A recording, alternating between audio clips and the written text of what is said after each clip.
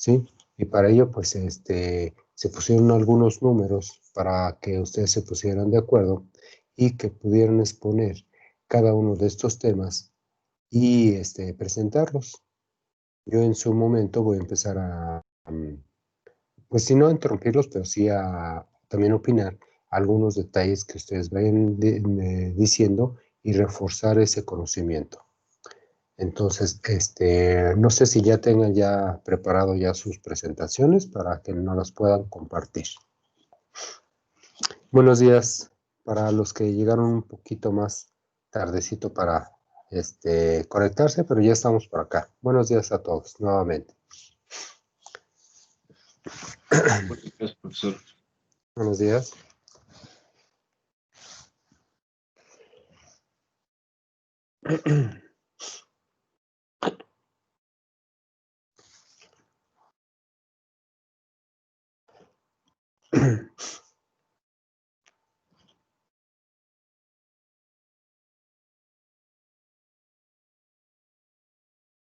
Ya nos esperamos que empiecen a coordinarse, que el primer equipo, por favor.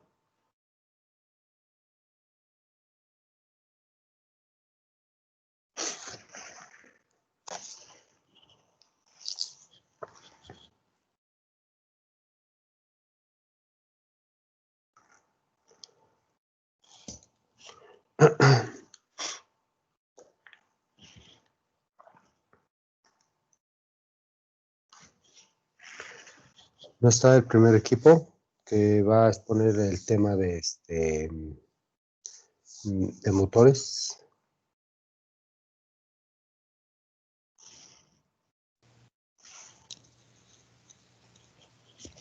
Sí, profesor, soy yo. Sí, ok.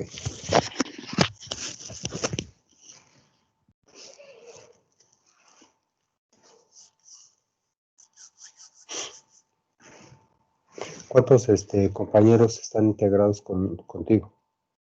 No, soy yo solo. ¿Ah, tú nomás solo? Sí. Ah, perfecto. ¿Sí se ve la presentación? Sí. Ajá.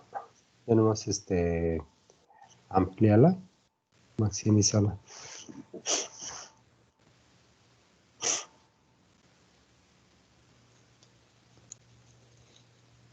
¿Ya se ve? Ok, perfecto. Ujú. Ok, bueno. Primero, ¿qué es un motor eléctrico? Un motor eléctrico es una máquina rotativa que transforma energía eléctrica en mecánica. Está formado por dos partes. El estator, que es la parte fija, donde generalmente va un imán permanente o un electroimán. Y el rotor, que es donde está el embobinado. Y como se puede ver en las imágenes que están ahí, el estator es la parte que se las bobinas ahí, y el rotor es la parte de abajo que va en el interior del estator. Su funcionamiento se basa por inducción electromagnética, que se basa en las fuerzas de atracción y repulsión que hay entre campos magnéticos. Si son iguales se repelen y si son diferentes se atraen. Por eso es que genera el movimiento en las bobinas que están en el rotor.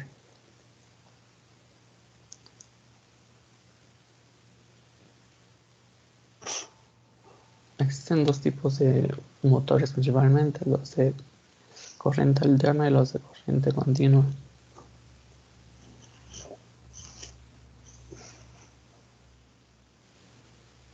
Los motores de corriente continua su funcionamiento se da mediante un devanado interior en el estator y en el que puede haber imanes junto con las bobinas que formarían un electroimán para hacer la repulsión con el embobinado que hay en el interior en el rotor. Estos motores principalmente son como los que utilizamos en práctica escolares como los pequeños de corriente continua, los amarillos. Y bueno, también se pueden utilizar en la industria, digamos que más grandes, más potentes. Su funcionamiento fue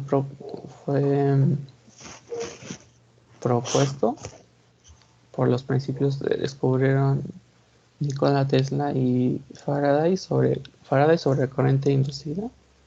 Es decir, cuando se mueve un campo magnético, genera corriente. Cuando se mueve un campo magnético dentro de otro, genera corriente. Y por el descubrimiento de Tesla sobre el campo magnético giratorio, que en una corriente trifásica.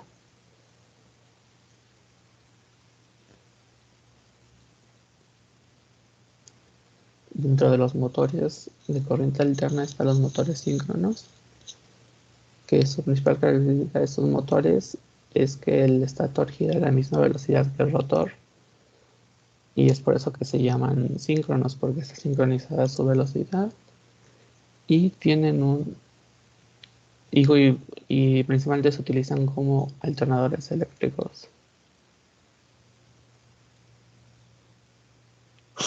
A ver, Y los tantito, motores asíncronos, perdón, pues, sí, una pregunta. ¿Te puedes regresar a la anterior? sí. No entendí la parte síncrona. Entonces, ¿quiere decir que también el estator también está girando? No, el campo magnético que provoca el estator es lo Ya. que gira, la velocidad de giro, con respecto Ok, al ya. rotor. Ok, ya. Sí, gracias. Sí. Y en los asíncronos, pues la diferencia es esa, que la velocidad es diferente, la velocidad del campo y la velocidad del rotor es diferente, entonces por eso son asíncronos. Y los tipos más comunes de rotores son jaula de ardilla y los de devanado, que son los siguientes. Así se ven. En la escuela me parece que sí hay de los dos. Bueno, por lo menos en el laboratorio cuando yo entré y vi varios. Uno, el de jaula de no.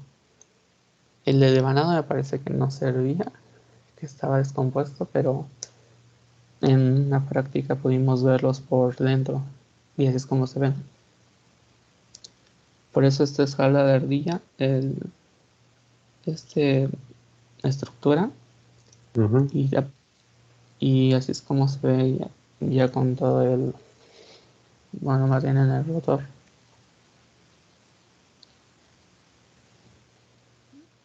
Y ya es lo que investigué.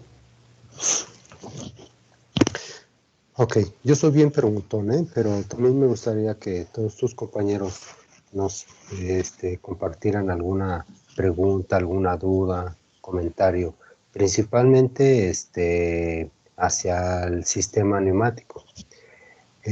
Entonces, ¿qué es la FEM? ¿A Es qué la se le fuerza llama? electromotriz Ajá, inducida. ok. Entonces, ¿qué sería el par motor? El par motor es el torque que se genera cuando las bobinas y el electroimán son desactivados, y es como que la fuerza que genera.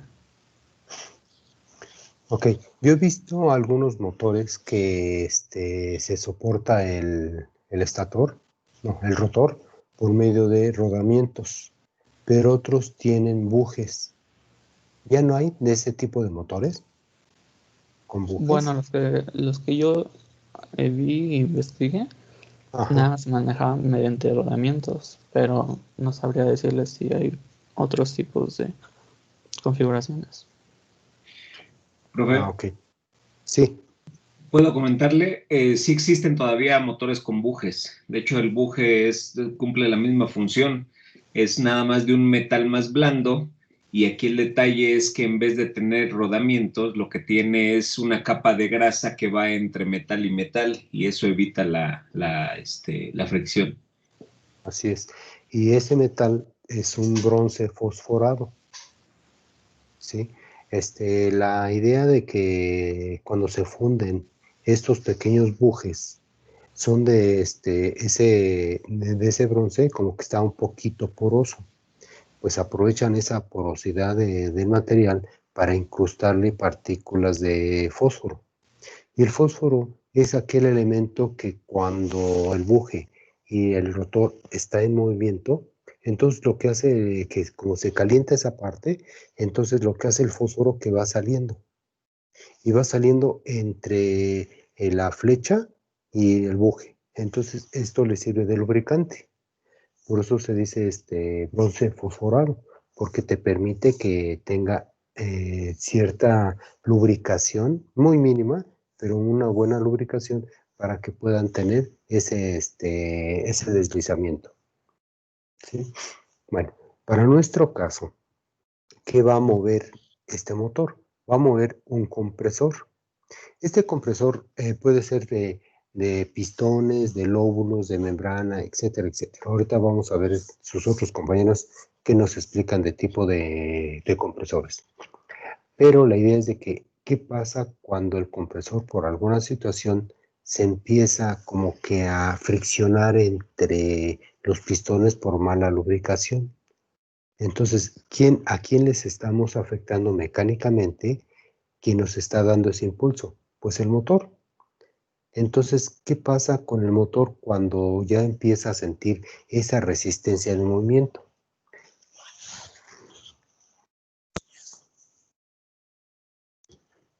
¿Qué pasa, Javier? Sí, disculpe, ¿cuál era la pregunta?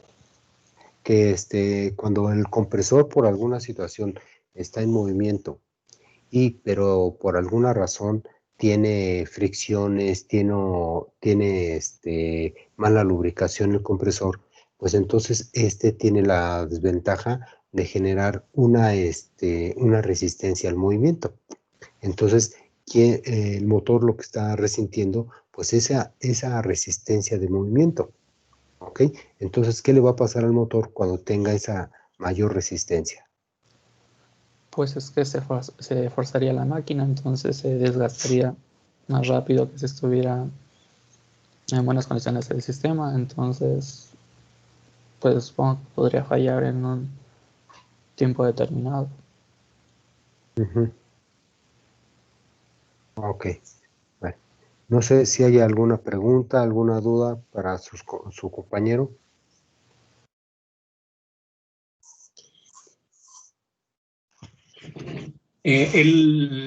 Javier habló acerca de que hay motores de corriente alterna y corriente directa. Normalmente los que se ocupan tanto a nivel industrial como a nivel casero son de un tipo. ¿De cuál sería? ¿Del corriente directa o alterna? ¿Y por qué razón? Javier, Bueno, los motores que generalmente se usan son los de corriente alterna porque los proveen de más potencia y generalmente son los que son de más tamaño. Por ejemplo, los que hemos visto en el laboratorio de la escuela eran todos de corriente alterna, entonces pues eso también me hace pensar que es lo más común y utilizable en la industria. sin embargo, hay de directa los motores que son los servomotores que se encuentran en ¿cómo se llaman estos? En los brazos de robóticos o en algunas pequeñas prensas para fijar un elemento. En los laboratorios de metrología se ocupan servomecanismos para poder mover a lo que es el brazo de una mesa de coordenadas. Entonces, sí hay ese tipo de motores, tanto directa como alterna, pero como Javier mientras lo dice, ¿no? Dependiendo de la potencia y el torque que estamos generando. Ok, muchas gracias. Sí. ¿Alguna otra pregunta? ¿Dudas? Váyanse preparando el otro equipo, por favor. ¿Alguna duda? ¿Pregunta? ¿Puedo decir otra duda, profesor? No, sí, por eso estamos. Ok, Los motores, en este caso, para compresores, o sea, yo sé que hay muchísimos tipos de motores, ¿no? Inclusive los libres de carbones, los que se llaman brushless, pero para este caso, para activar o para mover los pistones de un compresor, se utilizan normalmente motores de corriente alterna, pero tienen un gorrito en la parte de arriba, en donde va un capacitor. ¿Ese para qué serviría? Ese capacitor, ¿para qué serviría?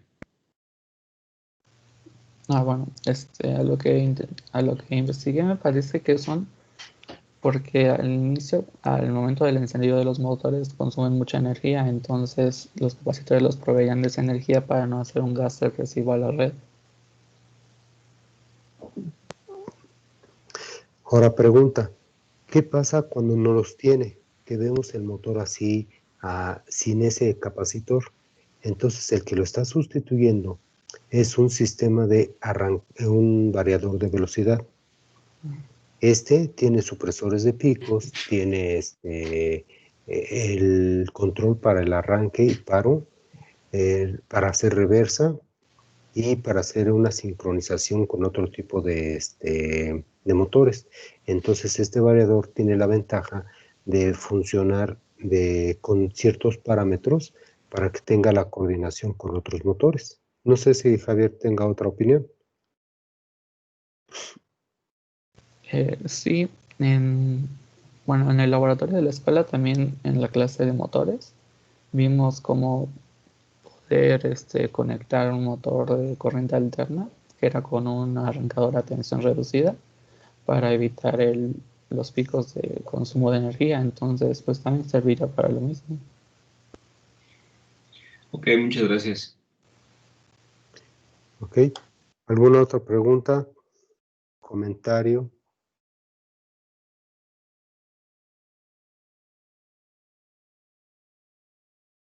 Compañeros, para nuestro caso, tenemos que ocupar un motor alterno, ya que va a ocupar demasiado torque.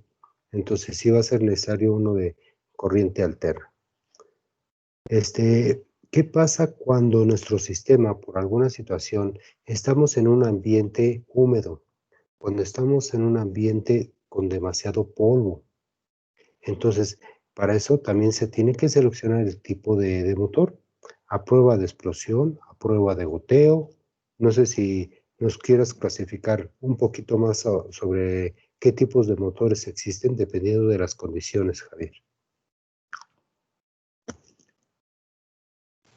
Bueno, es que esa parte sí no la investigué, como que nada se enfoque en lo básico de motores, pero sí, eso no me parece haberlo leído. Ok, hay motores que por alguna razón tienen que estar en ese tipo de ambientes porque no pueden salir más allá de esa situación. Entonces, para eso, todas las empresas, normalmente los sistemas neumáticos están aislados del área de producción. ¿Por qué motivo? Porque producción a él no le interesa que cómo esté, entre comillas, contaminando el ambiente que esté a su alrededor, porque él se va a encargar de hacer el proceso. Pero por otro lado, los elementos auxiliares, por ejemplo, un sistema de alimentación hidráulico, neumático, el otro puede ser sistemas de filtración de aires, etcétera. Entonces son totalmente aislados, inclusive están hasta en un cuarto aislado. Una, primero por ruido. Otra, que el ambiente que lo esté rodeando debe estar lo más limpio posible.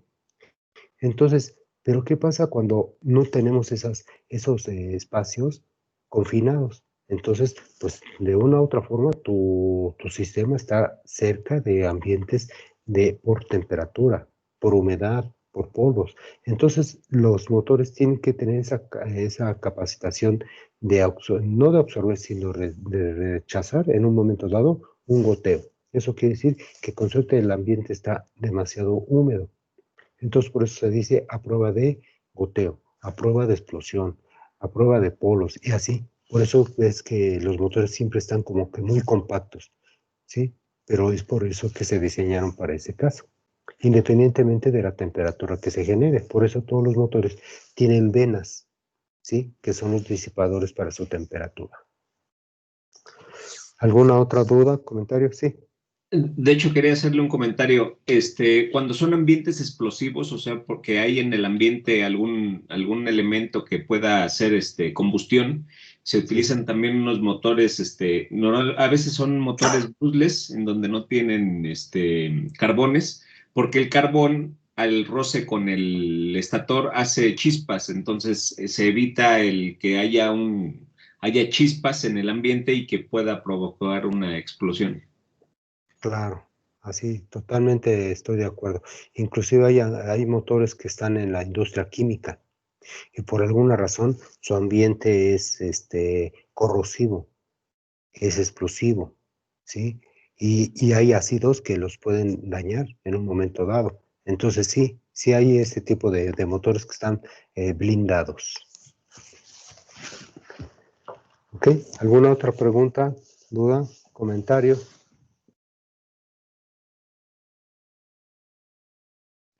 Ok, bueno, vamos a continuar.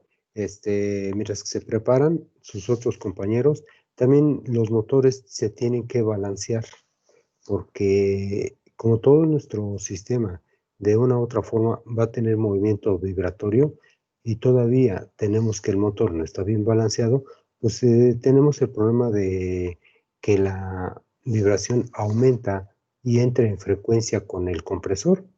Entonces, la adaptación entre uno y otro, por eso se tiene lo que es la banda. La banda trapezoidal es la que te está absorbiendo las dos vibraciones, tanto del motor como del mismo compresor.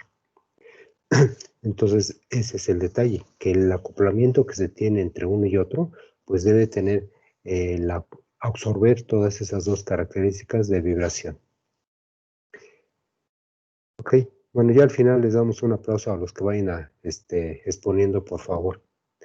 Adelante, los que siguen, por favor. Gracias, Javier.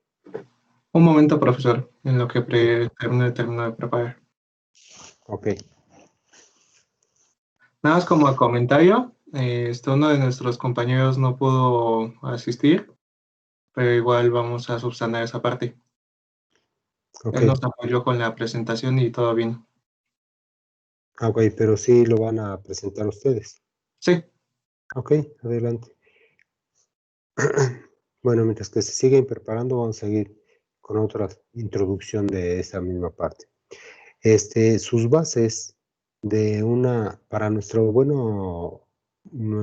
principio de este tipo de compresores, la principal es de que todos tienen cierta base.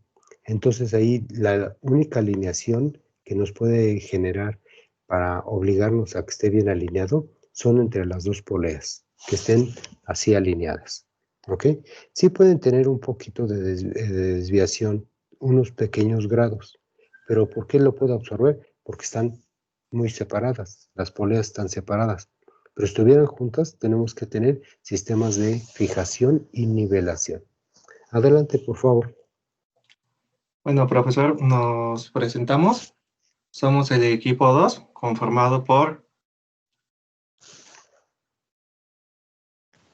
Pues es allá la Monarca y Enderek. González Miranda Luz Andrea. Hernández Mier, Sergio Iván. Gustavo Román, que fue nuestro compañero que no pudo asistir, y su servidor Mayen López. Okay. Para comenzar la presentación les vamos a contar un poquito de la historia. En el siglo XVIII, cuando se hace necesario acelerar los procesos en la industria, ya que las operaciones manuales eran ineficientes, se inició con la revolución industrial y primero se exploró con el vapor, donde comienza a desarrollar los primeros compresores a pistón que utilizan la misma fuente de energía. Para el siglo XX, con la creación de los motores a combustión interna, que se aplicaron en la industria, posteriormente funcionaron como investigación para desarrollarlos y su posterior utilización.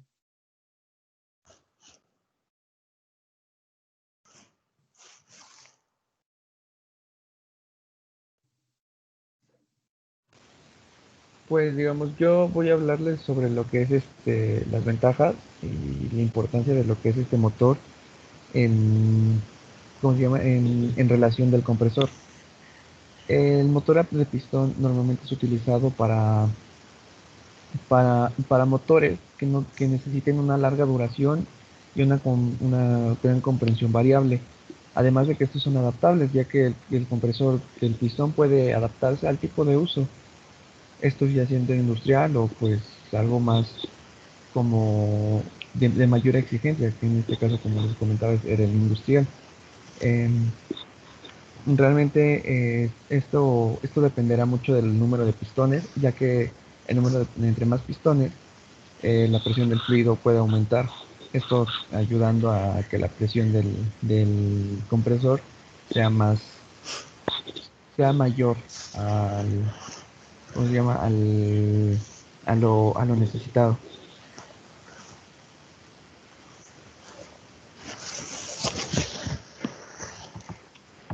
Mm, Buen día, profesor y compañeros. Yo Buenos les voy a días. platicar. ¿Perdón? Ah, Sí, sí. bueno, yo les voy a platicar un poco de la información que encontré acerca de las características que tiene un compresor de pistón. Dentro de ellos nos encontramos con la primera característica, que es cilindros y pistones. Y pues los pistones, como ya sabemos, son piezas formadas por un émbolo y un vástago que al desplazarse dentro de un cilindro reducen el volumen de un gas y aumentan su presión. Y la segunda característica es de que es simple o de doble efecto. Esta clasificación pues nos hace referencia a la manera en la que actúan los pistones, mientras que en un compresor de efecto simple los pistones solo comprimen el aire cuando se desplazan en una dirección determinada, por ejemplo hacia abajo. En un compresor de doble efecto el pistón actúa cuando se mueven en ambas direcciones. También la tercera característica es de que puede ser de una o de dos etapas. En los compresores de pistón de una etapa, todos los pistones actúan de igual forma, mientras que los compresores de dos etapas funcionan en dos fases. Primero se comprime una cantidad de aire determinada en un cilindro de baja presión y después ese mismo aire se desplaza a otro cilindro donde se comprime a alta presión. La cuarta característica son los lubricados o exentos. Los compresores lubricados son aquellos que emplean aceite para reducir la fricción de las piezas móviles y los compresores exentos, en cambio, no utilizan aceite y favorecen la movilidad de las piezas recurriendo a las propiedades de otros materiales. Y la quinta característica, pues son los tipos de configuración. El tipo de configuración del compresor de pistón, que nos hace referencia a la posición de sus cilindros. La configuración en B es la más habitual en los compresores de pistón pequeños, con la excepción de que algunos modelos más básicos con los cilindros verticales. Y en los compresores grandes, la configuración en L, con un cilindro vertical de baja presión y otro horizontal de alta presión, es más ventajoso.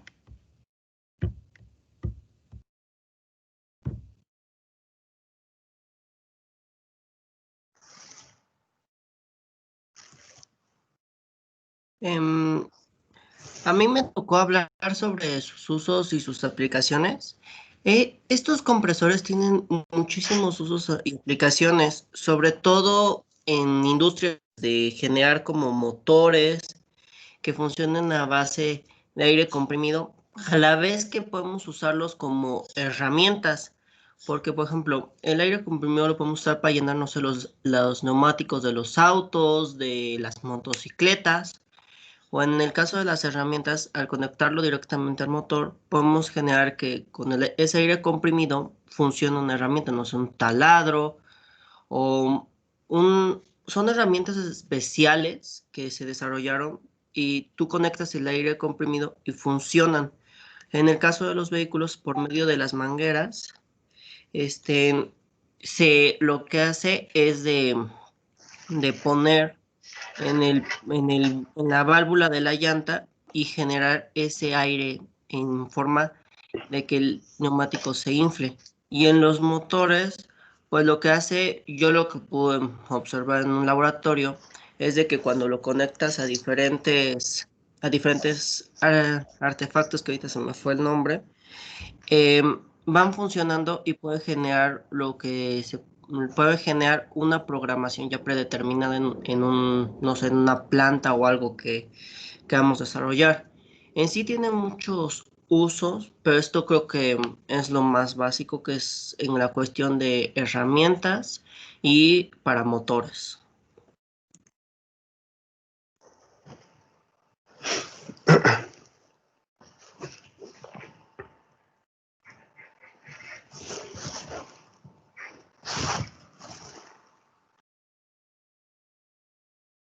Ya por último tenemos la que son las ventajas y las desventajas de un compresor a pistón. Las ventajas justamente es que son eficientes, tiene altas relaciones de compresión, son fáciles de utilizar, al igual que el mantenimiento. Y las desventajas justamente son que hay contaminación tanto en el medio ambiente como de manera de ruido, y el aire sale contaminado con la polución. El cambio de la lubricación constante también es algo que tenemos que tener en cuenta. El mantenimiento de válvulas y las reparaciones son un poco más complicadas. Y por eso sería todo de nuestra parte, profesor. Ok, regrésate tantito a la parte donde están los compresores o el compresor. Preguntas, dudas, ahí.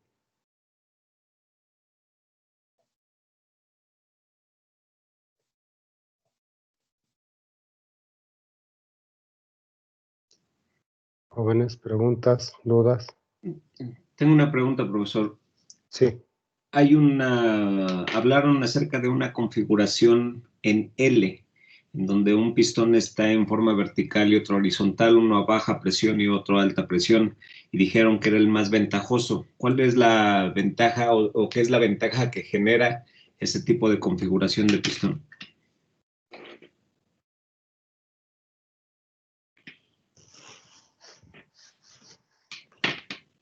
Si no tienen la respuesta, yo lo apoyo un poquito, pero primero ustedes la tienen que contestar.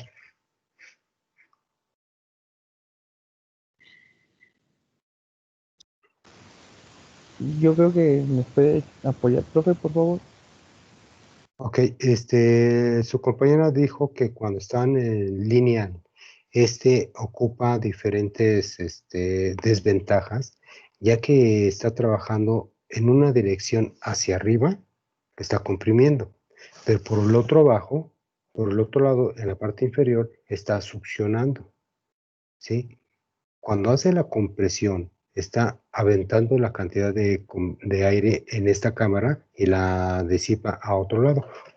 Y luego cuando viene hacia abajo, tiene la otra misma función de comprimir en el sentido contrario. Entonces es una alternancia entre las dos, entre una cámara y otra, pero es un solo pistón. Aprovechan el movimiento de subir y bajar, ¿sí? Entonces esa sería en línea. Ahora, en L es como la que está en la parte inferior de su figura, en donde los dos pistones están trabajando alternadamente, ¿sí? Entonces, mientras que un pistón, el de baja presión, es el de mayor diámetro y el de baja es menor diámetro. Perdón, el de menos diámetro es el de mayor presión, entonces están succionando y comprimiendo, están así, ¿sí? Entonces se dice en L o en escuadra, es lo mismo, porque los dos están alternadamente trabajando. Y a eso se le llama etapas. Entonces, una etapa es cuando viene la succión y viene la compresión. Entonces, está alternadamente. Así como se está viendo en el video en la parte inferior, así es como está trabajando. Este es el que tiene mejor relación de Compresión. ¿De compresión, profesor? Así es. Por eso es que las válvulas son las que tienen menos desgaste en este momento. En cambio, las lineales tienen mucho más desgaste, ya que cada vez que sube, las valvulitas están haciendo esto. Constantemente, rápido, rápido. Entonces, pues su mantenimiento es mucho mayor y son más ruidosos inclusive. Ok. Entonces, sí, adelante. No, le iba a hacer otra pregunta. En la jerga, o sea, de los oficios, vaya, por ejemplo,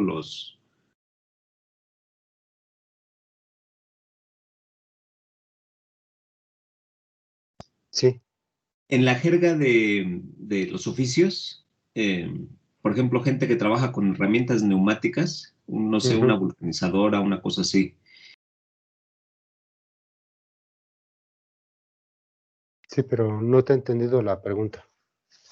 Sí, que hablan acerca de las ventajas que se tiene cuando se tiene un compresor de 2 cabezas. Esto quiere decir ese tipo de...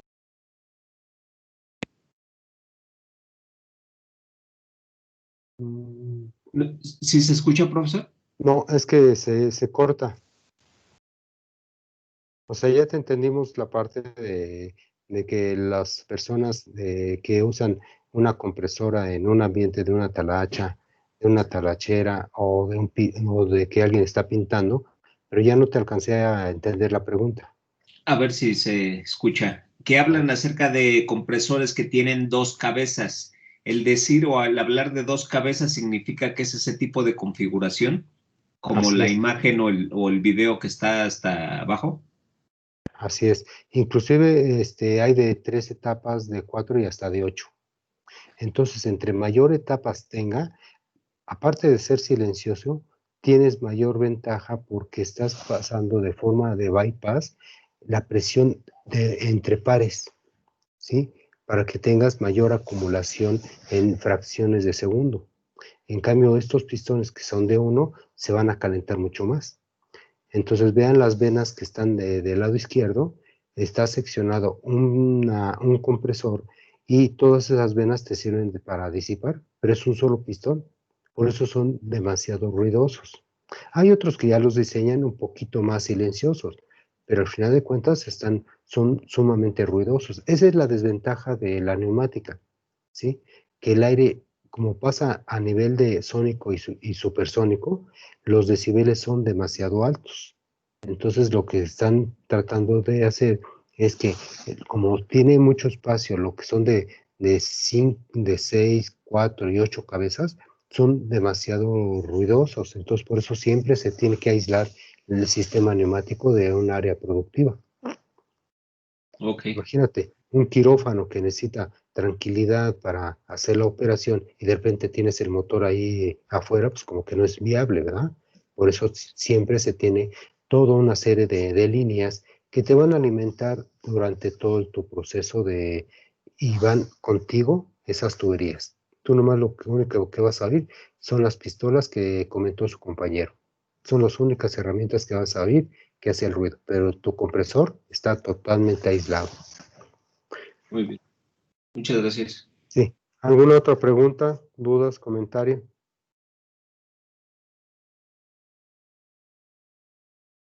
¿No? Ok, compañeros, muchas gracias.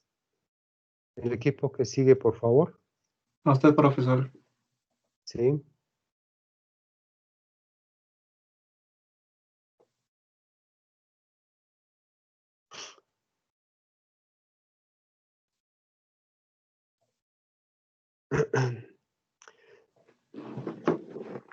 Sí, traten de hacer la mayor cantidad de preguntas, que no quede pues dudas.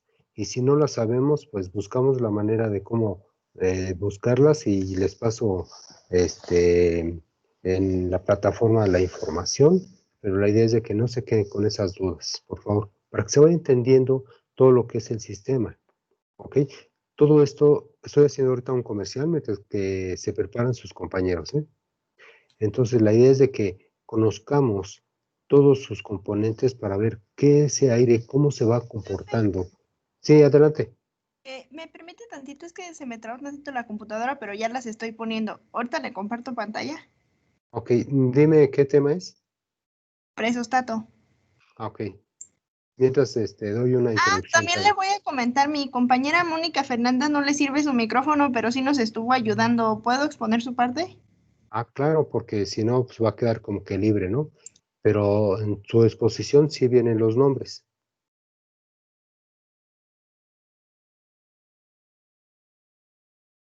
Ok, entonces, sí les comentaba que ese comportamiento del aire, pues no podemos agarrarlo tan tranquilamente del ambiente, ¿no? Y máxime que ahorita, por ejemplo, estos climas que estamos tan variables, que humedad, temperatura, polvos y mecas y todo ese tipo de contaminantes para nuestro sistema, pues tiene que ser limpio, filtrado y lubricado. Pero estos elementos que ahorita se están comentando no tienen esa característica de limpiar, lubricar y filtrar el aire. Los equipos que ahorita están mostrando, tú nomás lo que estamos haciendo es la generación de aumentar presión, flujo y una cierta temperatura, ¿sí? Pero en el paso de la misma distancia, pues tenemos que tener esos medios, ¿sí? Entonces la idea es de que, ¿cómo vamos a controlar ahora este motor? Ya puede ser de corriente alterna, directa, con devanado, síncrono, asíncrono, etcétera. Pero entonces, ¿quién nos los va a controlar? Entonces, para eso necesitamos el presostato. Este es lo que van a exponer ahorita sus compañeros. ¿Cómo vamos a controlar a este motor para el arranque y paro del mismo? Ya no puedo hacer más comerciales, compañeros.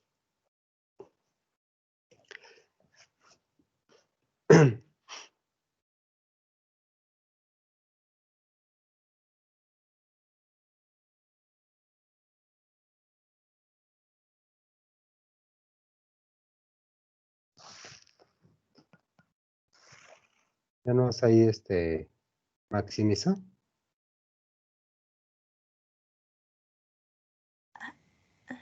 ¿Ya se ve la pantalla? Ya, no es que maximiza. F5. En la parte de abajito, donde está, ándale ahí. Bueno, empezando, buenos días. Buenos días. Somos el equipo 3, que estamos conformado por mi compañera Castañeda, Juárez Mónica Fernanda, mi compañero Domínguez Ruiz Henry David y yo, su servidora, Landeros Pérez Lisset Daily. Nos tocó exponer el tema del presostato. Para comenzar, el presostato es un instrumento que abre y cierra un circuito eléctrico. Es una especie de interruptor, pero requiere un componente eléctrico en función de un cambio de un valor de presión prefijado en un circuito neumático. Se le conoce como interruptor de presión. Ejerce una presión sobre un pequeño pistón, haciendo que mueva hasta que se unan los dos contactos, y una vez que esta presión ha bajado, el resorte empuja el pistón en sentido contrario y estos contactos se van separando. El tornillo que tiene es aquel que permite ajustar su sensibilidad de un disparo al aplicar más o menos fuerza dependiendo sobre el pistón a través del resorte. Por lo general tienen dos ajustes, la de encendido y la presión de apagado. La presión de encendido es como el normalmente abierto y la presión de apagado es como el normalmente cerrado. Los usos del presostato por lo general son la luz roja de falta de presión de aceite en un automóvil. Hasta los automóviles también contienen su presostato. Una bomba de agua que está conectada por un presostato en un sistema hidroneumático, por ejemplo, en una casa, para indicar si ya se va a llenar o no la cisterna o el tinaco. Y para proteger motores de refrigeración por la falta de aceite se utilizan presostatos. Cuando esta presión se acerca a la presión del circuito, detiene al motor, y al variar constantemente esta presión, la única forma de controlarla es compararla con la del circuito para que actúe por diferencia de presiones y no por una presión fija. También se utiliza para proteger máquinas de refrigeración de altas o bajas presiones. Este permite que la presión no se dispare ni tan alta ni tan baja, y eso pueda ocasionar un daño en la bomba o en la máquina.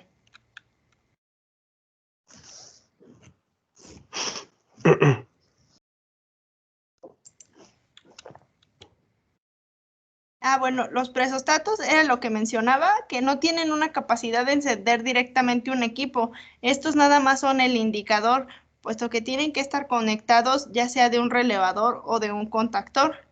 Y en refrigeraciones es muy común observar presostatos que comandan directamente compresores monofásicos sin pasar por la potencia de un contactor o relé.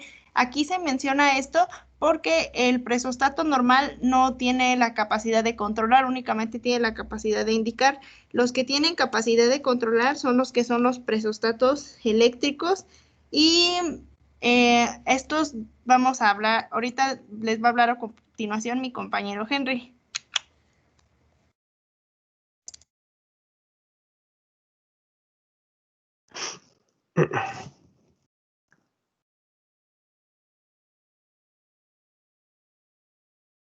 Bueno, como tipos de presostatos, tenemos el presostato diferencial, el cual funciona según el rango de presiones que tenga. Normalmente son ajustables a las necesidades que tenga el sistema como tal y funciona como un switch para abrir o cerrar el circuito que lo controla. Tenemos el presostato de alta diferencial, que tiene como un límite que cuando este se supera, puede ser activado de forma manual o automático.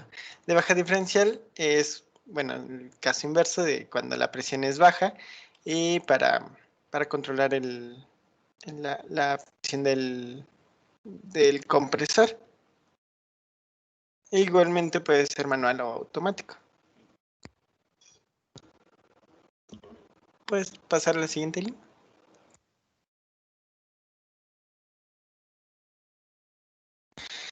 Bueno, como ventajas del presostato eléctrico tenemos que no requiere energía auxiliar.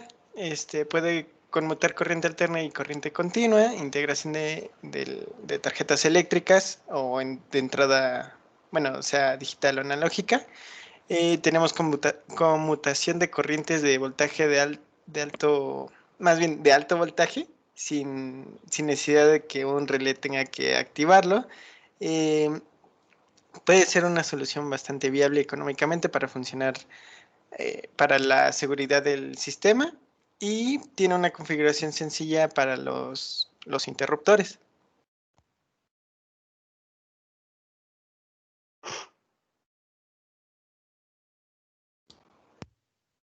Ay, este era un video de cómo funciona el presostato, pero creo que no se puede reproducir. Pero bueno, Si igual no, ya. salte de la presentación y dentro de PowerPoint reprodúcelo. O sea, de la pantalla completa. Muy. Ay, no.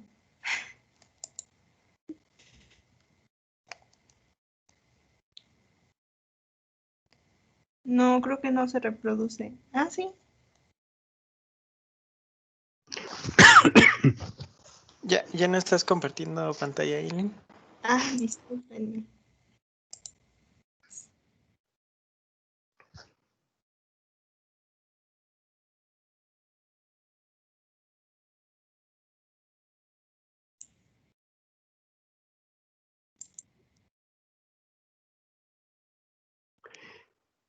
Mientras los otros compañeros vayan viendo qué tipo de preguntas van a hacer, si se va entendiendo el proceso, ahorita que nos indiquen más otros elementos más.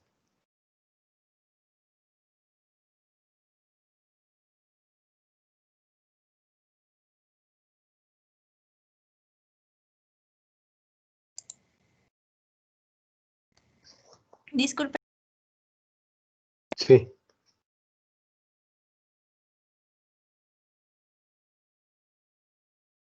¿Qué quieres hacer?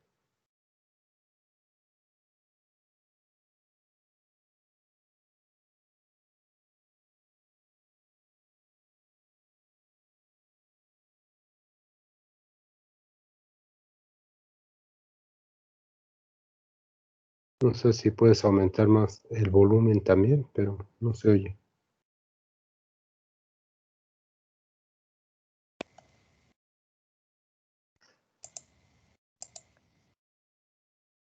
¿Ya se escucha? No. ¿No se escucha? No. No sé si tus compañeros lo oigan, pero yo no lo oigo. No, no se escucha.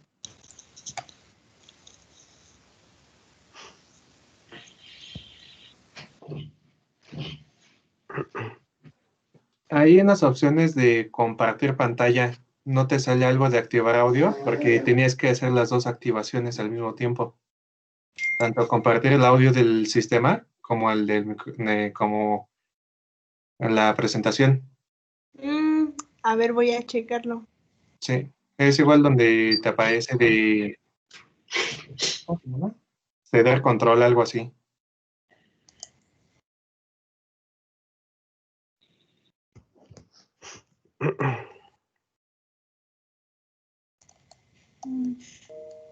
Mientras pueden hacer preguntas mientras que se ve el video para que no nos perdamos de tiempos. Bueno, yo soy bien preguntón, habían comentado de unos presostatos que son de alta y baja presión. Entonces, ¿a qué se refiere alta y baja diferencial? En términos así muy generales.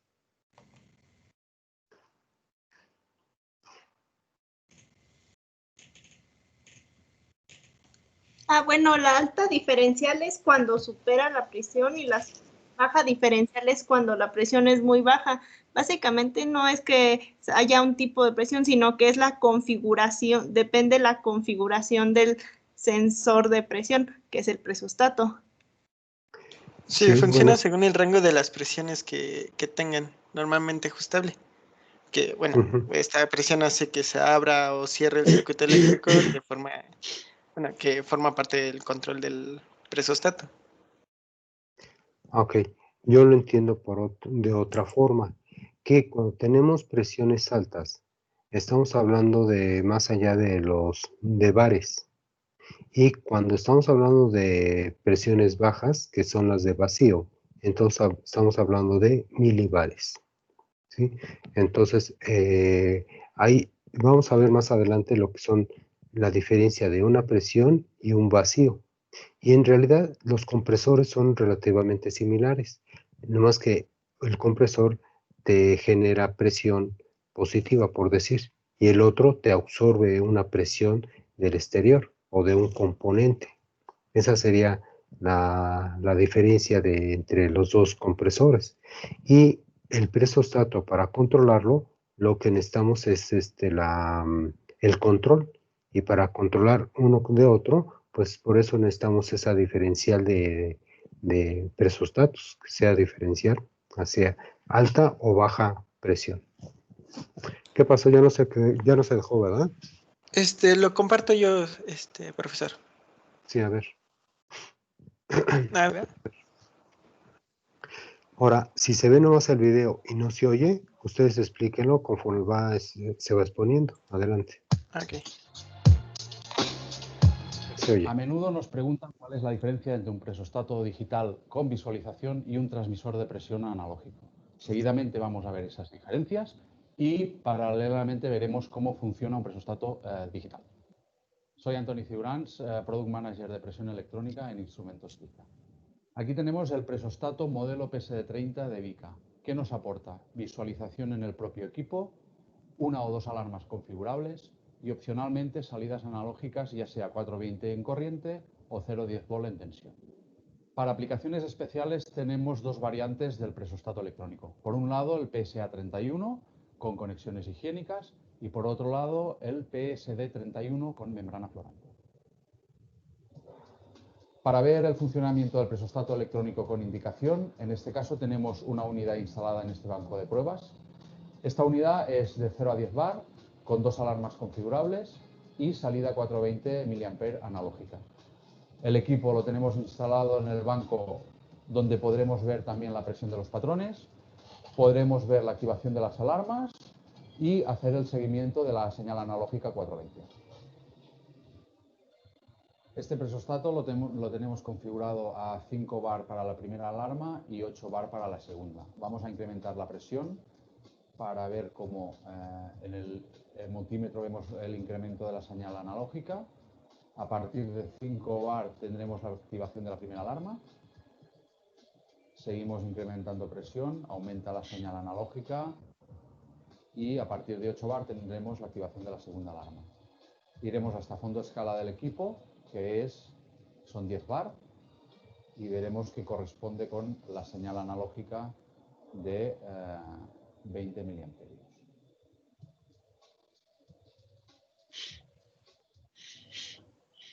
Vamos a hacer la bajada de presión para ver la desactivación de las alarmas. A partir de 8 desactivaremos la segunda alarma. Tenemos desactivada, la analógica sigue bajando. A partir de 5 bar tendremos la desactivación de la primera alarma. Hasta llegar a presión cero, que corresponde a 4 miliamperios de la señal de salida.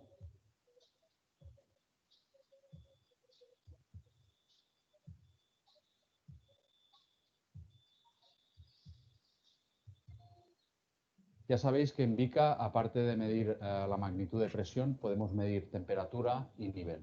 En este caso, dentro de la familia de equipos con salida de alarma digital, tenemos el termostato modelo TSD30 para medir temperaturas entre menos 20 y 80 grados y el modelo LSD30 para medir nivel con diferentes longitudes de inmersión.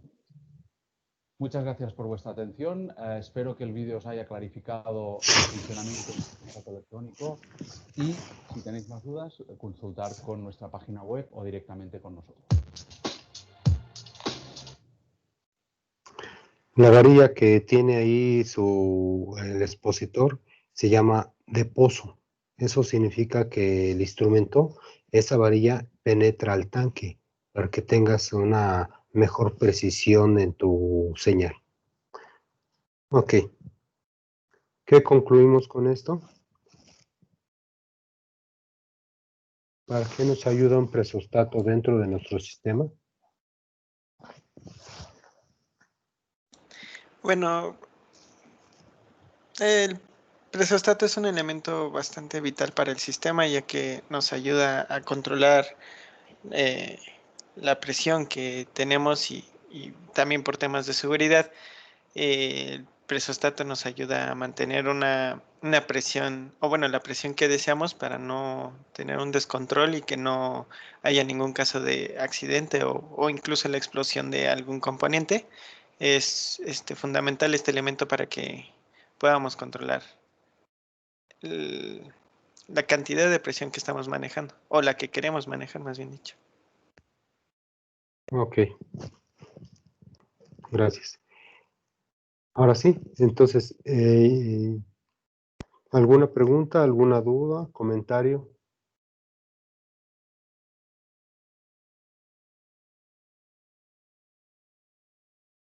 Jóvenes, preguntas, dudas o alguna inquietud que tengan.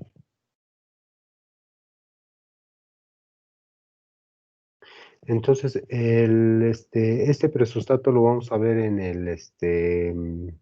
la universidad, cuando tengamos la oportunidad de ir allá, aunque ya salgamos de lo de la pandemia, váyanse a darse una vuelta al laboratorio, ahí al L205, ahí se tiene lo que es el equipo de neumático, ¿sí?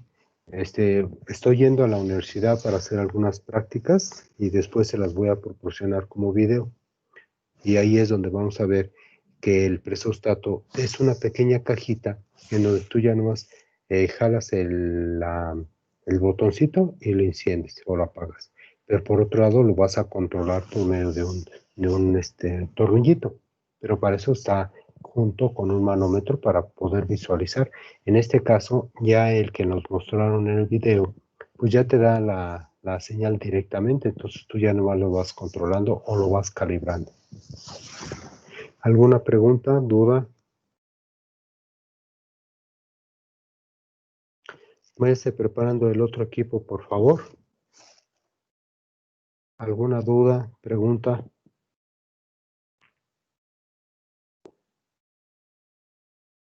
¿No? Ok, entonces vamos a continuar con su siguiente equipo y con ellos ahorita concluimos para yo continuar con tipos de válvulas.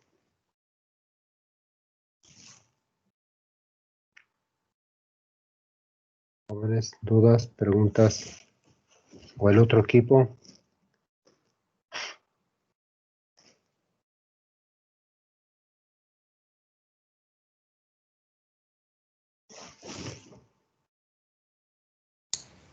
Prof, es que creo no hay equipo 4.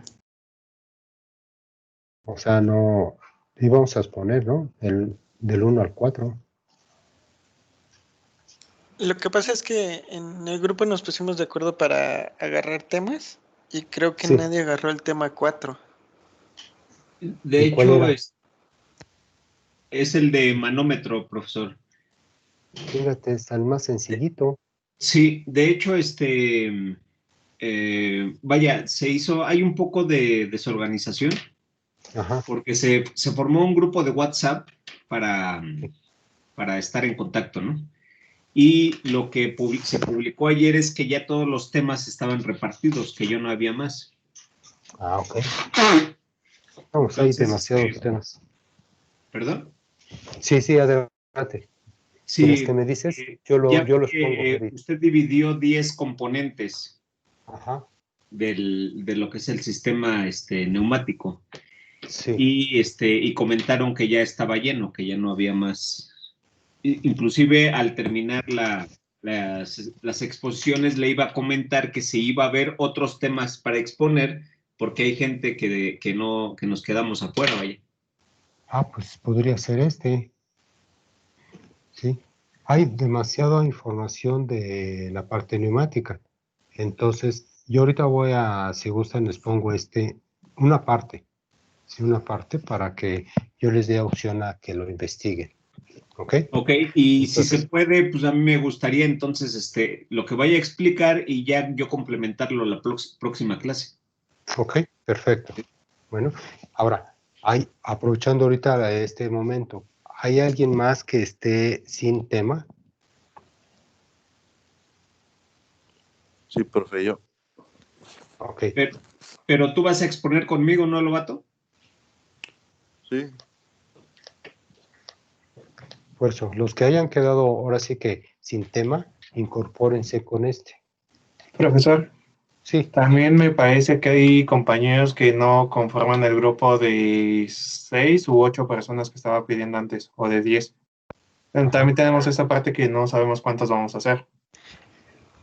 mira, lo que pasa es Porque en una sesión anterior nos comentó algo que éramos de 36 alumnos, o 38 si no mal me acuerdo, sí, y comentó que lo hiciéramos de 10 para ver que, bueno, la depuración, ¿no? Que dice que Sí, ya claro. algunos también se presentan y vamos a hacer más o menos 3. Entonces Es que también creo que hubo confusión entre los equipos que íbamos a formar como para laboratorio, por así decirlo, para las prácticas y para lo de estas exposiciones, ¿no? Porque también, bueno, yo también me confundí un poco, no quedaba claro, pero son 2 equipos, ¿no? Uno es para lo de las prácticas y otro equipo, o bueno, para la división de los 10 temas son para ahorita, ¿no? O sea, se formaron otros equipos para exponer estos temas, ¿no, profesor? A ver, Porque de otra ok, manera solo habría 3 equipos. Ajá. No, a ver, los temas de exposición es lo que íbamos a exponer sobre todos los puntos que vimos del sistema neumático, ¿ok? Pero hasta ahí. Por razones de seguridad, no nos han dado la oportunidad de ir con alumnos a la universidad. Entonces, sí se puede ocasionar un riesgo o la exposición de algún contagio. Entonces, para evitar esa parte, se está omitiendo que el alumno vaya a hacer prácticas. ¿Ok? Entonces, por eso yo les comenté de que si hubiera la oportunidad de ir al laboratorio, entonces podríamos ir ahora sí que en partes, ¿no? Que cada 10 compañeros nos acompañaran a ver esa parte, ¿sí?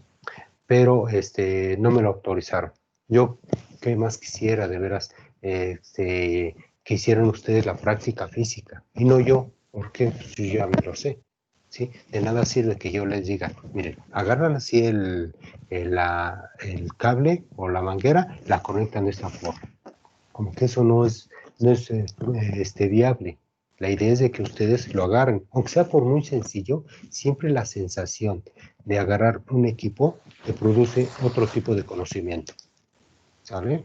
Pero no nos lo autorizaron. De todos modos voy a seguir insistiendo con el director. Ojalá que haya la oportunidad que nos acompañara, ¿sale? Pero no hagan ese tipo de ruidos porque no se ha autorizado nada de esa parte. Entonces lo que sí tenemos que hacer es la exposición ante aquí el sistema que estamos llevando ahorita y hacer sus exposiciones. Y profesor, disculpe la interrupción, pero en cuanto a, no sé, futuras exposiciones, ¿nos mantenemos sobre el mismo equipo o cómo lo hacemos?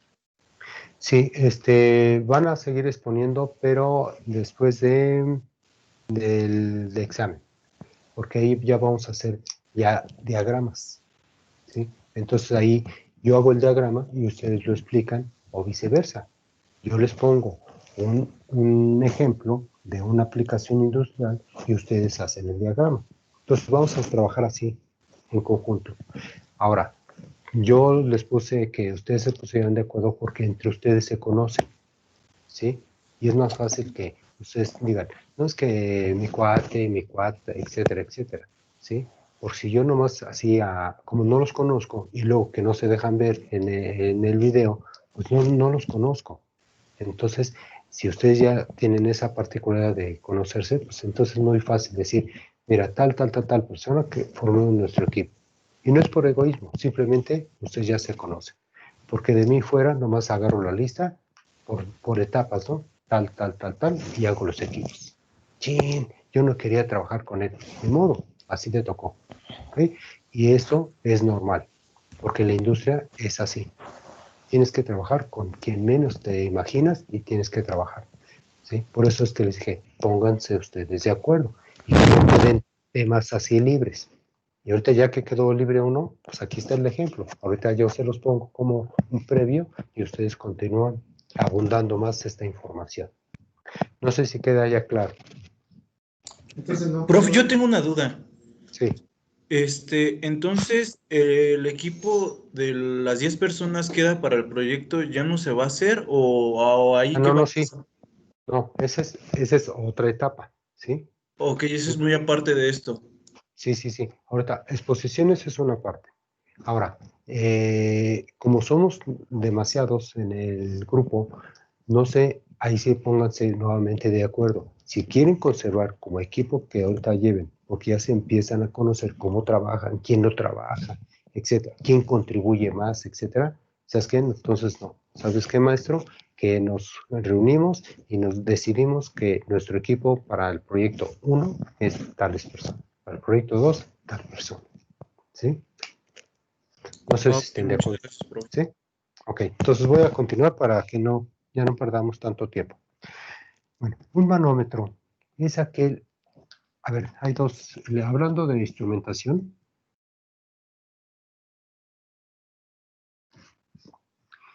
indicador, controlador y registrador.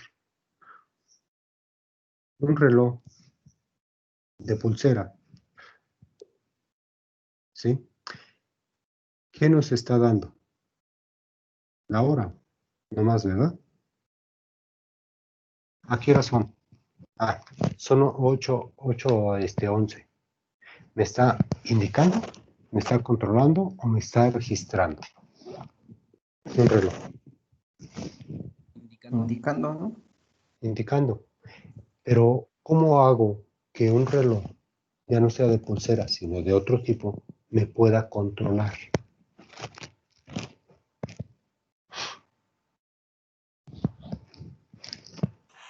¿Los que tienen alarma o cómo es la pregunta? Sí, por ahí va. Porque hablando de tiempos, yo quiero que en un tiempo que me diga, ¿sabes qué? Tienes que hacer esto. ¿Ok? Pero para hacer esto, pues dame la señal. Y yo como estoy recibiendo esa señal por medio de una señal digital o de una señal analógica.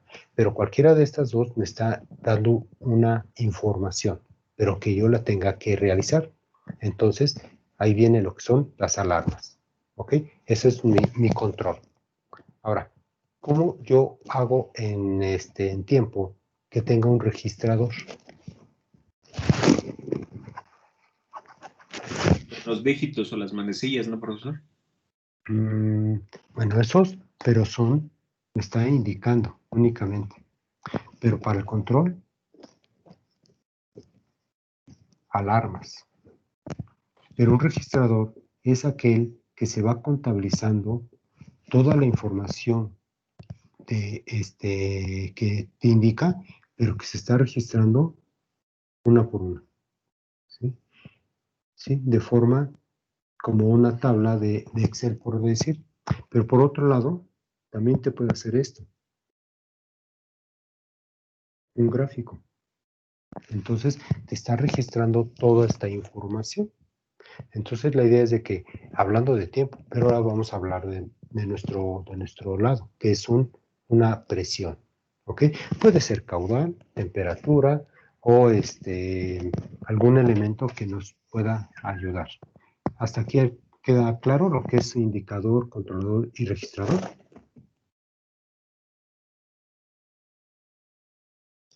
Sí, profe. Sí, ok. Es para todos, ¿eh? No sé si váyanlo viendo también para su propio tema, que esto les puede ayudar. El compresor, ya que pasó ahorita el tema de compresor, ¿el qué está haciendo? ¿Está indicando, está controlando o está registrando? El puro tanque. No se mencionó ahorita, pero ¿qué hace el tanque?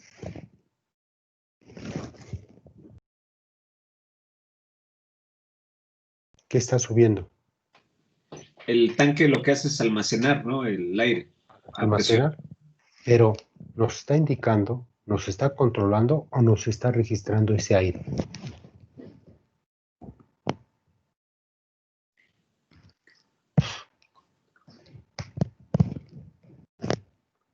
Pues no más está almacenando, no es un instrumento que indique, pero está almacenado. Pero para almacenarlo y para que absorba esa cantidad de presión y luego la suministre, entonces necesitamos del presostato para que el compresor aumente o ya cuando baje la presión, que siga aumentando o bajando dependiendo de su funcionamiento. Pero por otro lado tenemos que verlo. Tenemos que ver esa presión como está ejercida. Entonces, para eso me sirve el manómetro. Y el manómetro funciona de la siguiente forma. Tienes prácticamente un centro aquí y su dial o su aguja. Y esto tiene esto. Y se supone que está en el cero. Tiene diferentes la carátula está graduada con diferentes características. Hay unas que son en bares o puede estar en PCI o cambiando las unidades, que puede ser hasta en pascales. Y todas las unidades las tienen ahí señaladas. Si se dieron cuenta de los problemas que vimos, siempre te vamos a dar diferentes tipos de unidades y en diferentes sistemas. ¿Por qué? Porque todos los instrumentos están graduados de esta forma. Y no es por capricho, simplemente algunos equipos se diseñaron como P6, otros se diseñaron como kilos sobre centímetro cuadrado y así sucesivamente. Todos los instrumentos para poder medir esa presión en los diferentes sistemas y tú ya no hagas ningún cálculo, simplemente con que pases la aguja, sabes cuánta presión tiene en bares como en P6. ¿Okay? Por eso está de esta forma. Voy a volverlo a simular y vamos a ver qué hay adentro.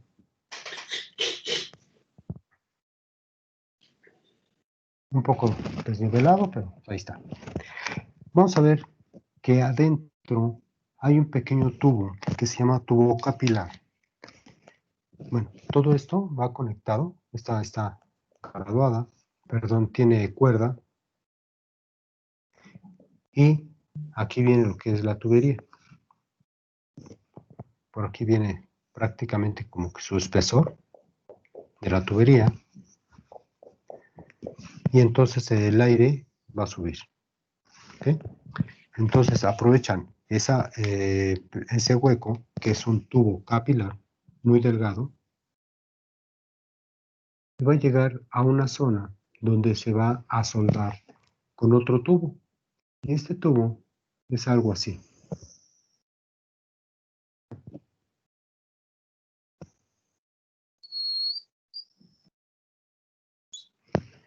Internamente está conectado a un pequeño mecanismo donde este tiene un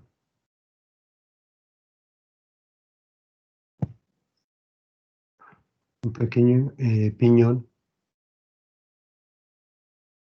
y este está conectado al centro. Este centro es el centro de todo ¿cómo se llama? El instrumento. Y este está conectado a la aguja o dial. ¿Sí? Bueno, se han dado cuenta que las agujas prácticamente tienen como que una saliente, ¿sí? Y no termina aquí. ¿Sí sabrán para qué hacen esto?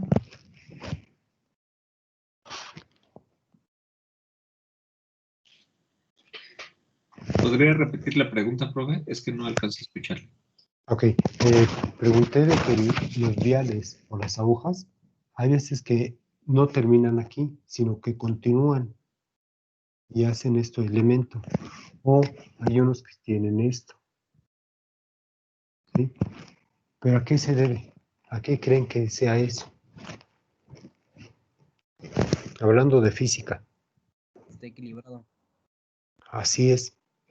La energía cinética con que este vial va a estar girando constantemente, entonces va a generar una inercia en el movimiento. Entonces, al tener un movimiento así, este va a llevar a dar una lectura demasiado grande. Por eso los sistemas analógicos son como que más imprecisos para tu sistema. ¿Sí?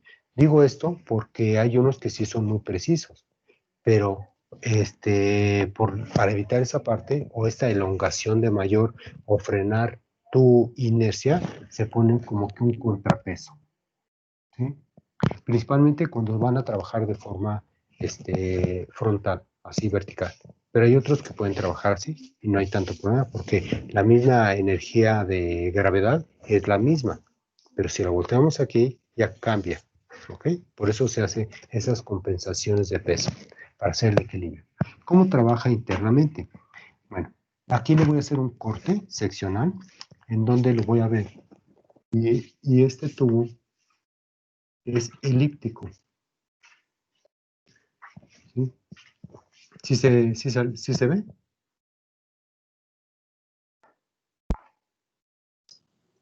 Sí. Entonces, la idea de que la forma o la sección transversal que tiene es con la finalidad de que se extienda de esta forma. Este va a tender a extenderse, pero se va a contraer. Al no tener una presión interna, entonces se contrae. Y uno que fuera de tubo de sección transversal circular, le va a costar más trabajo, ¿sí? Por razones físicas que después lo vemos más adelante, ¿sí? Entonces la idea es de que este tubo va a llenar todo de presión internamente y va a tender a enderezarse, como que va a hacer este movimiento, cuando hay alta presión, ¿sí? Pero cuando hay baja presión, entonces te tiende a regresarse, ¿sí? A su caso original. Ese tipo de sistemas internos, que es un engrane, un piñón, eso lo hacen y con esta pequeña manivela, biela, hace de que tenga el movimiento angulatorio, porque este tubo se extiende y se contrae internamente, Y este tubo se llama tubo de Bourdon.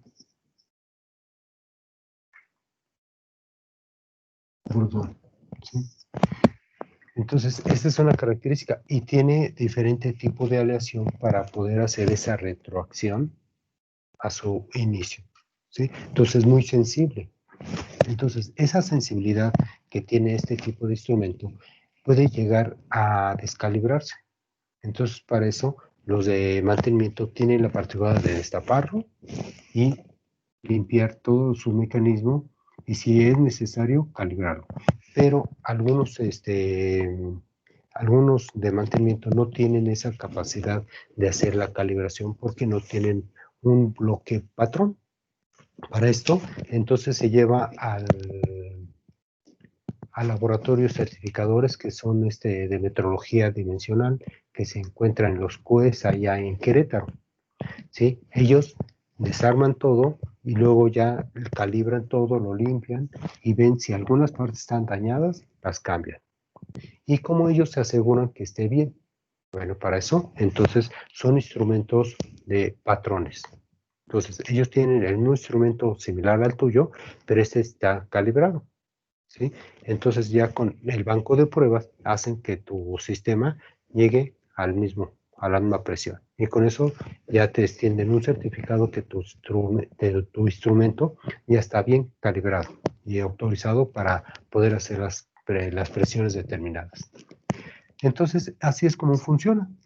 Entonces, estas varillas, por alguna razón, pueden ser tan cortas o tan largas dependiendo de los diámetros que se esté manejando de un pozo. ¿Sí? Se dice de pozo porque son varillas que pueden ser muy largas o muy cortas, dependiendo de las características. ¿Hasta ahí alguna pregunta, duda? Lo dije muy rápido, ¿eh? Hay muchos elementos que hay.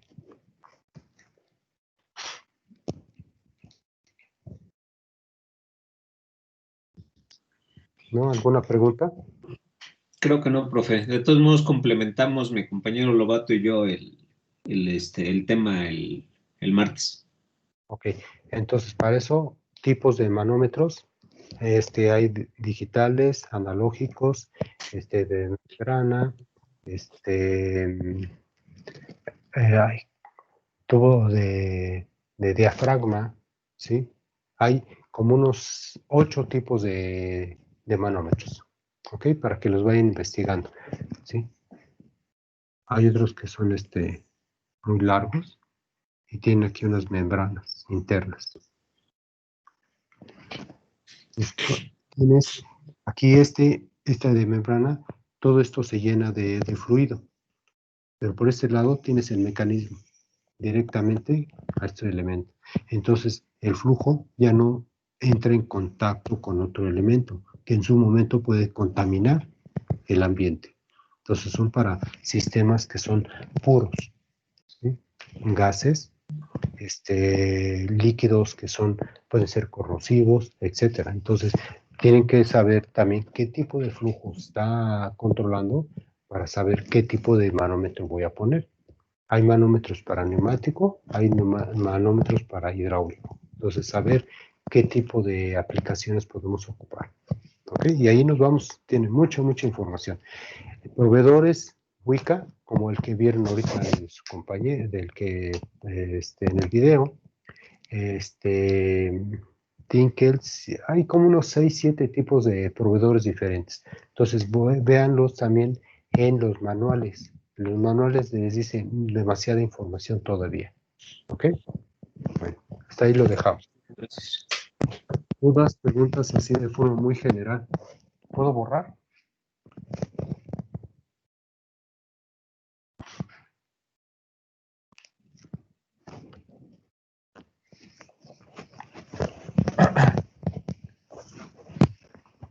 Ok, entonces vamos a ver lo que son los tipos de válvulas.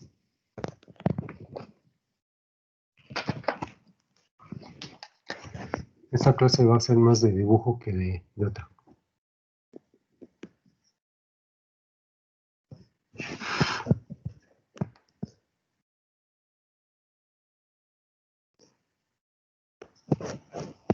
tipo de válvulas. Bueno, ¿para qué me sirve una válvula? Una llave en la casa. ¿Qué me hace? Una válvula, una llave. Para bloquear. Controlar flujo. Bloquear, controlar, otra. Permitir el flujo. Sí, pero otra variable. ¿Regular? ¿Regula qué? Flujo y presión. La presión, ¿sí? Puede regular temperatura, ¿sí? Son diferentes tipos de aplicaciones. Entonces, los voy a hacer muy esquemáticamente para no perder mucho tiempo.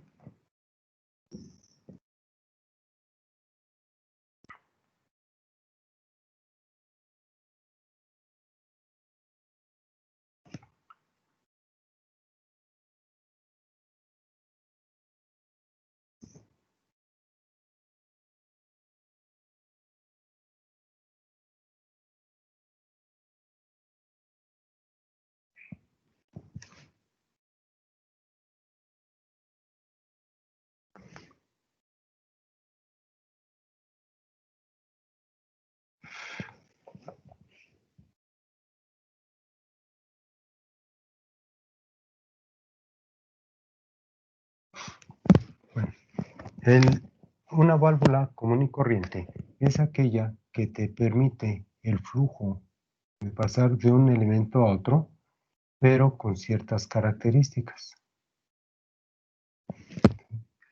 Entonces, esta válvula es de mariposa. ¿Y cómo funciona? Normalmente el flujo lo que hace es que debe pasar de un lugar a otro. Pero la idea es que este flujo quiero que sea graduable. Entonces, para que pase una cantidad de flujo, entonces viene lo que es la apertura de la misma mariposa. Pero esta tiene la desventaja de que ahí mismo va a estar en el paso cuando tú lo hagas al 100%. Porque por alguna situación ella no puede desaparecer para que abra el flujo, sino que siempre va a estar obstruida. Entonces, aunque yo lo abra al 100%, siempre el flujo va a pegar en su pared y va a ser esto o va a ser esto. ¿Sí? Entonces, la idea es de que estos flujos van a ser de forma turbulenta internamente. ¿Sí? Ahí es donde luego se provoca lo que es la cavitación y el golpe de ariete, dependiendo también de la velocidad con que vaya. Otra, el tipo de densidad y viscosidad. Entonces todo eso nos va a ir aumentando poco a poco esas presiones o depresiones en un momento dado o vacíos, ya que como se forma turbulencia y por la misma velocidad hace esto internamente. ¿Sí?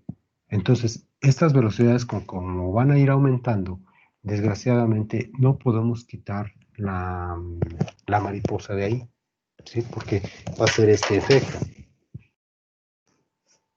¿Sí? Entonces, siempre el canto siempre le va a pegar. Entonces, este pequeño canto, como del otro lado, están rectificados para que en el momento que llegue aquí al cierre, sea hermético. ¿Sí? Entonces, tanto de un lado como de este lado, están totalmente rectificados, ¿sí? Pero estos son de un on-off, ¿sí? Y estas válvulas están controladas por medio de un elemento que normalmente antes las usábamos para cerrar. Hoy en día ya se ocupan las electroválvulas o las servoválvulas y en un momento dado las que son por bobina, ¿sí? Una electroválvula puede ser aquella que, como es un on-off, no tiene movimiento regulable y te provoca cavitación y golpes de ariete, ¿sí? Porque hace este movimiento constantemente. Entonces, hay otro tipo de válvulas que nos pueden ayudar a evitar esa parte, y es la de globo. Esa de globo hace esto.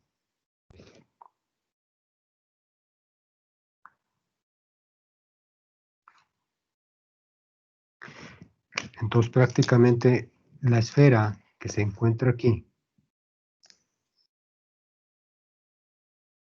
está así.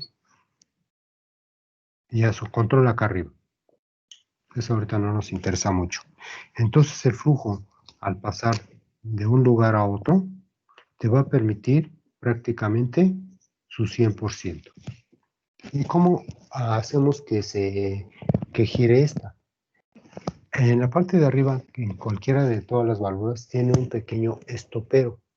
Este estopero son aquellos elementos que son como sellos mecánicos que te permiten movimiento a la varilla, ¿sí? O a la barra en un momento dado, pero que te permiten que no haya fugas, lo que le llaman en unos elementos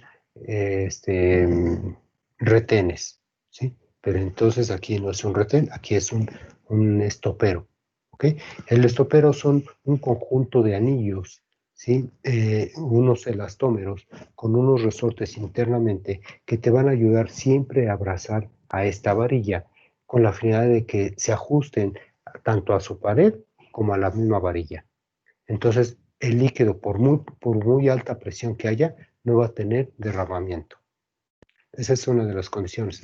Por eso es que las válvulas te ven como que un cuerpo arriba, muy sólido, porque en esa zona es donde están los sellos mecánicos. Ahora, ¿cómo funciona la de globo? Está así la tubería, entonces lo que hace es, está así, y se abre aquí. Entonces, ¿qué está haciendo? El flujo está pasando totalmente al 100%. Eso significa que el diámetro interno de la esfera es la misma que la del tubo. ¿Sí? Entonces, hace esto. ¿Ok? Ahora aquí, entre rápido o muy lento, la ventaja tienes que esos diámetros, su flujo no va a tener ninguna resistencia. Esa es la ventaja entre una válvula de mariposa y una de globo. ¿Okay? Otro tipo de válvulas es la de retención. Alguien lo mencionó hace ratito. Entonces, esa de retención o válvula check que le llaman,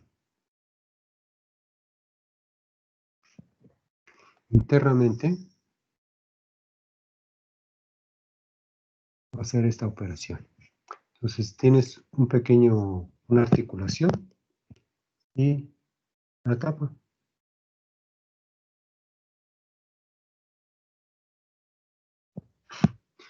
Esta es por gravedad, ¿sí?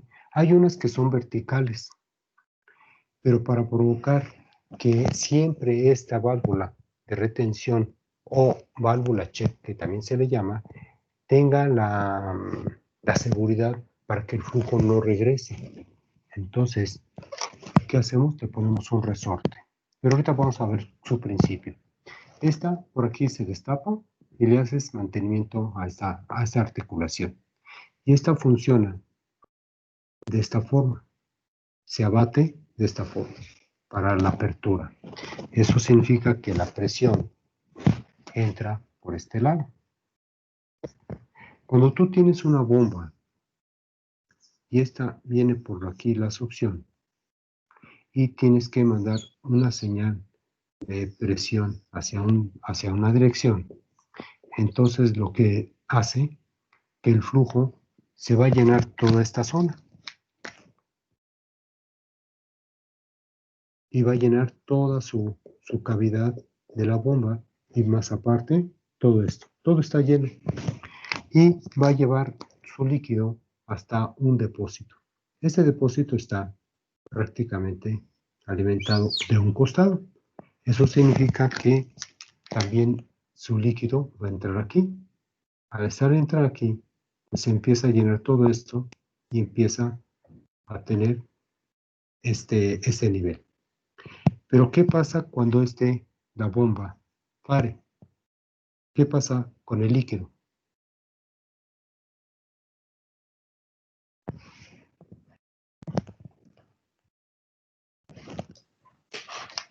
Por gravedad regresa a la bomba. Así es. Entonces, este nivel, ¿hasta dónde va a regresar? hasta este nivel. Todo esto se te va a desperdiciar de líquido. Si fuera agua, que se regrese.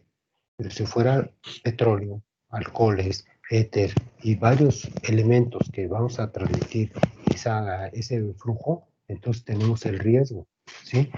Y entonces esta puede trabajar en forma inversa. Entonces la propela puede generar un movimiento inverso y puede ser que cuando el motor esté de este lado conectado directamente, ahora en vez de ser un motor va a ser un generador de corriente. Entonces por ahí podemos tener un riesgo eléctrico.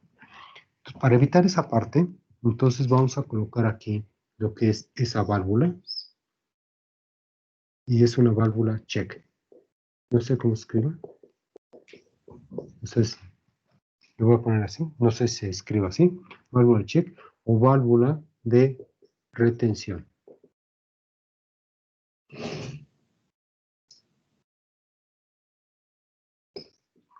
Esta válvula de retención lo que hace es que el flujo, cuando venga de regreso, entonces, ¿qué hace la tapita? Se cierra, porque es como un columpio. Entonces, todo el líquido ya quedó aquí atorado. Entonces, ya con esto, ya no tienes la ventaja de que tu nivel se va a bajar. ¿Cómo garantizamos que ahora se suba? Esto se debe a que las presiones, esta presión es relativa y esta es una presión absoluta, perdón, atmosférica. ¿Sí? ¿Por qué atmosférica? Porque probablemente está abierto tu tinaco o es un tinaco totalmente abierto. ¿Sí? Entonces por eso es una presión atmosférica. De tal forma que lo que va a vencer va a ser la gravedad. Pero ahora viene al revés. ¿Qué pasa cuando los tanques por alguna situación están presurizados? Entonces tú tienes aquí una presión demasiado alta.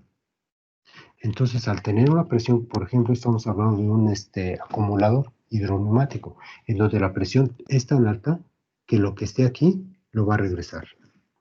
¿Y cómo garantizamos que se cierre esta válvula? Entonces para esto tenemos que poner por aquí un resorte, ¿sí?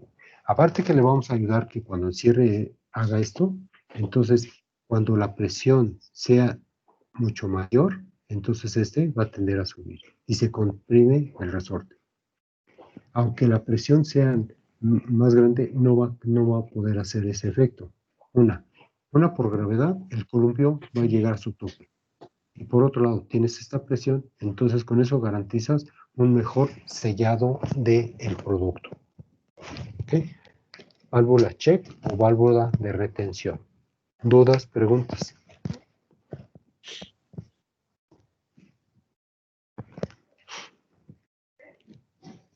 No, profesor. Ok. ¿Hay otro tipo de... ¿Sí se ve de este lado? O giro. Ahí sí. Otro tipo de válvula.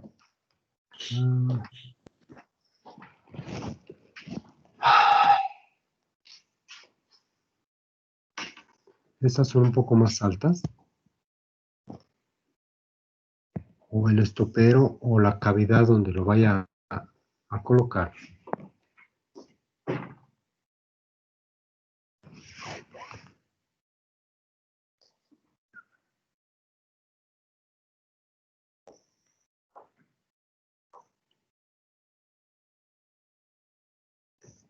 Ahorita vemos todo lo que hay allá arriba. Este se llama de aguja, no es que está todo mal dibujado, es cónica. Se dice de aguja porque está muy delgada, está como con puerta, ¿sí? Pero aquí en la parte tiene como una aguja en donde va a sentar sobre una base para hacer el sellado. De aguja se dice porque tiene un diámetro muy pequeño. Entonces el flujo que va a pasar por esa sección en donde está muy obstruido el flujo. Y esto lo hacen para un mejor control. Entonces esta aguja va a subir. Entonces tiene que ocupar esto debe ser más alto. La aguja lo que hace es que va a subir y va a bajar. Entonces la cantidad de flujo hace esto.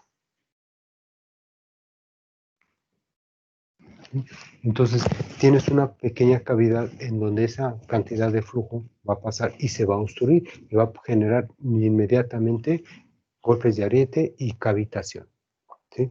Pero tienes un mejor control. Entonces, todas las válvulas a veces es un juego, ¿no? ¿Qué quieres hacer para poder controlar tus flujos? Ya sea que sea por temperatura, presión, caudal, pero sí tenemos que decidir qué es lo que estamos controlando para poder hacer una muy buena selección del tipo de válvulas que vamos a ocupar. ¿Okay? ¿Hasta aquí alguna pregunta, duda?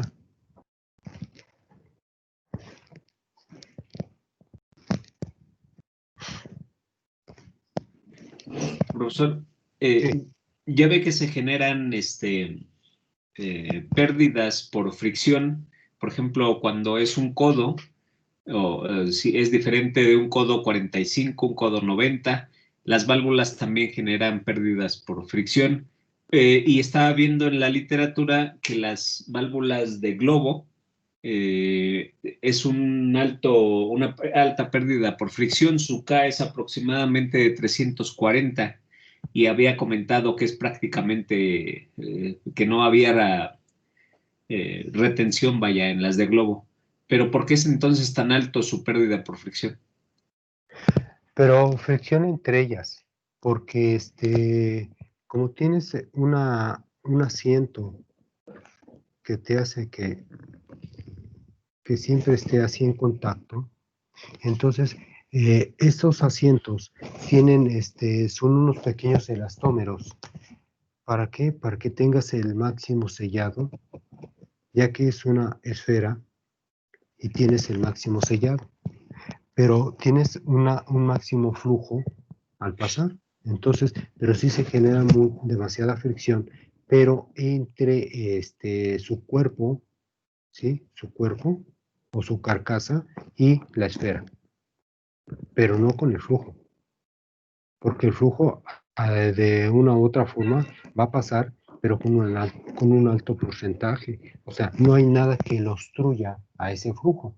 En cambio, de mariposa, de aguja, inclusive este es mucho más alto. Cualquiera de esas sí te va a producir mayor fricción, por eso sus K son demasiado altos. ¿Por qué? Porque hay elementos que lo están obstruyendo, por muy delgados que sean, ¿sí? Hay unos que son de mariposa y hay unos que son de compuerta, que el de compuerta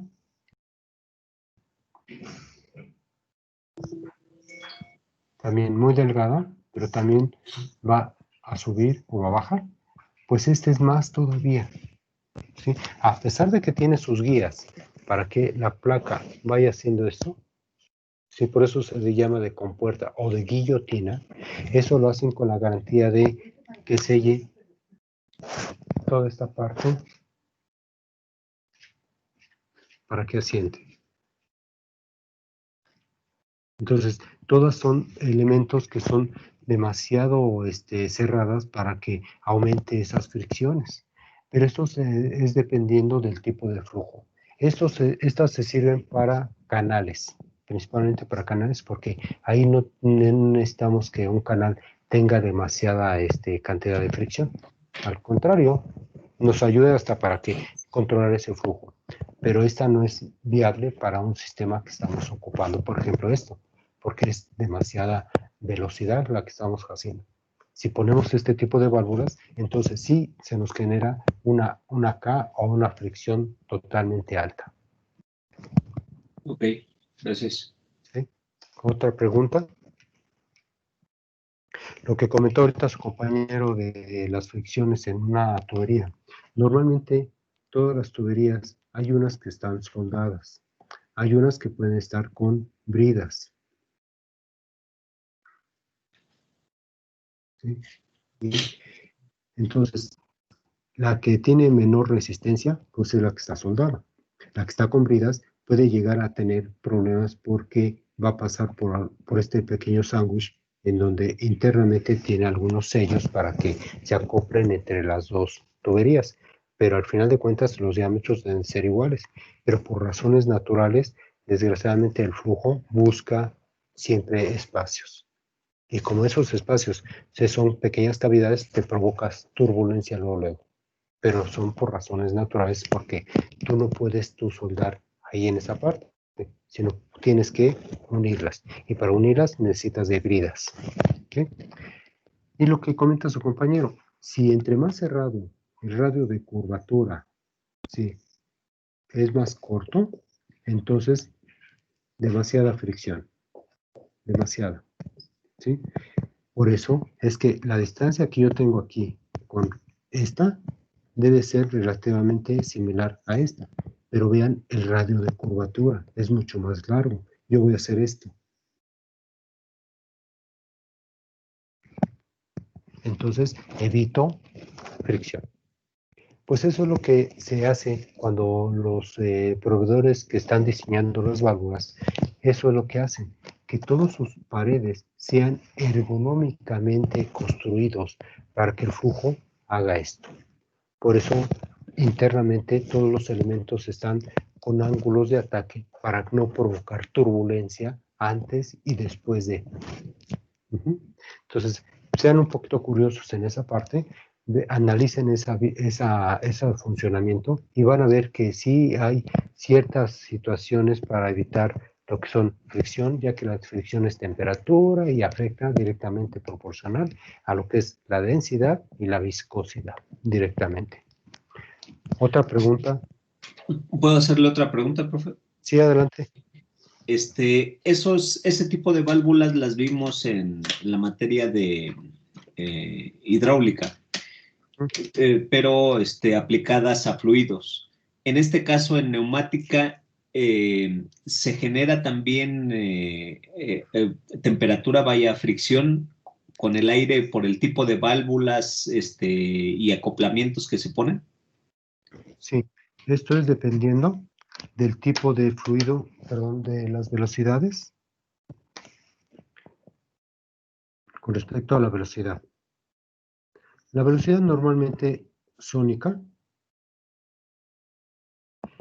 no sé exactamente la velocidad de la luz, se me la pueden decir, 200 y tantos, ¿no?, metros sobre segundo. No recuerdo la velocidad sónica. Por razones, para que voy a hablar ahora de un sistema neumático como del compresor y que debe llegar hasta el elemento de trabajo, que es el cilindro o un motor neumático. Pues también igual, así como un flujo que es un flujo que es líquido, de nosotros va a ser enteramente lo mismo, pero es aire. Y al final de cuentas va a pasar también por varios elementos que nos van, entre comillas, a obstruir ese paso. Y también se van a generar fricciones en cada una de ellas. Por lo tanto, al pasar por cada una de ellas, y vean, los diámetros van bajando. Al ir bajando sus diámetros, vas a aumentar presión y velocidad.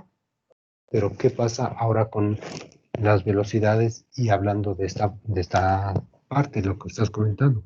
El aire también va a aumentar su velocidad, pero se vuelve ultrasonido. Entonces, van cambiando tanto los decibeles como sus velocidades. Otra razón, cuando hay conexiones y hay componentes de este tipo, hablando de neumática, entonces va a aumentar más todavía esa velocidad y se vuelve hipersónico. Y esto es lo que manejamos normalmente, el hipersónico. Es por eso que todas las válvulas van a oír. Imagínate ese ruido durante las 8 horas, es totalmente incómodo para las personas.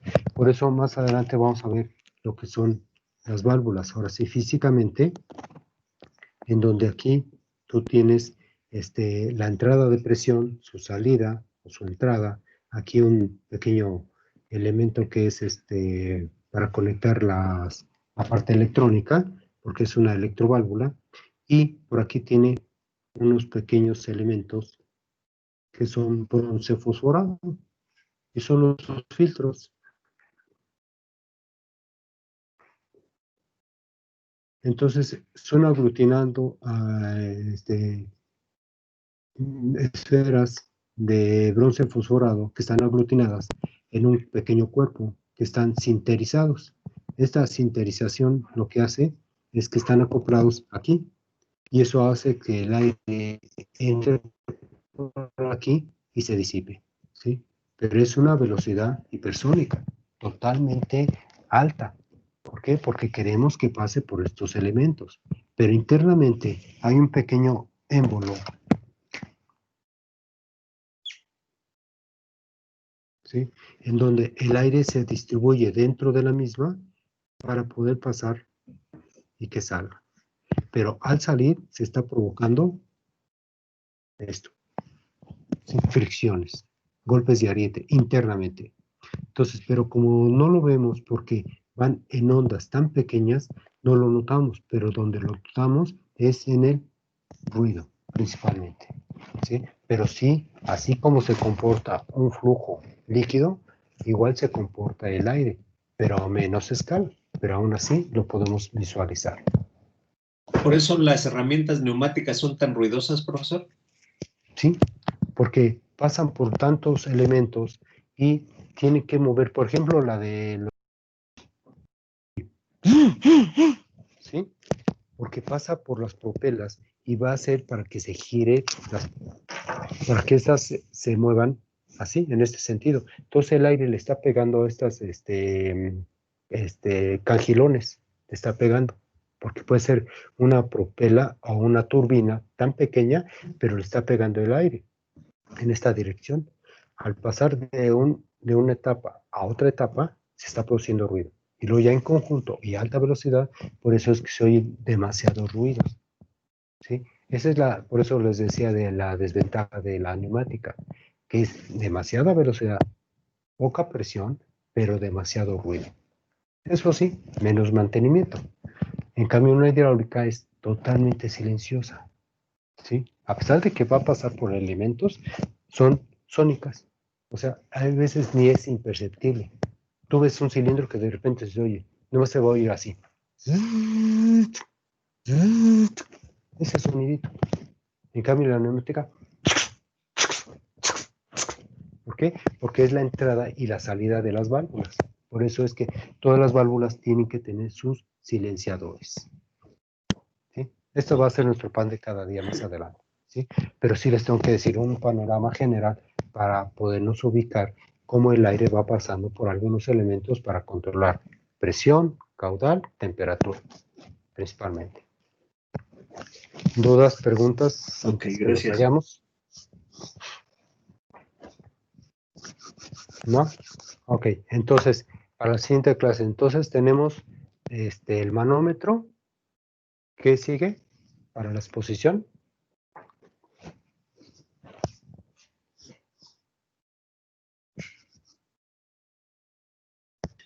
Después de manómetro está el acumulador hidroneumático. Después. Después está Vean el sus filtro diagramas. de aire, filtro de humedad y válvula reguladora de presión. Y el lubricador. Ok, entonces vamos a verlo hasta el lubricador. Ok, para que se vayan apuntando para esa exposición. ¿Sí? ¿Todos están ya de acuerdo? Ok, profe.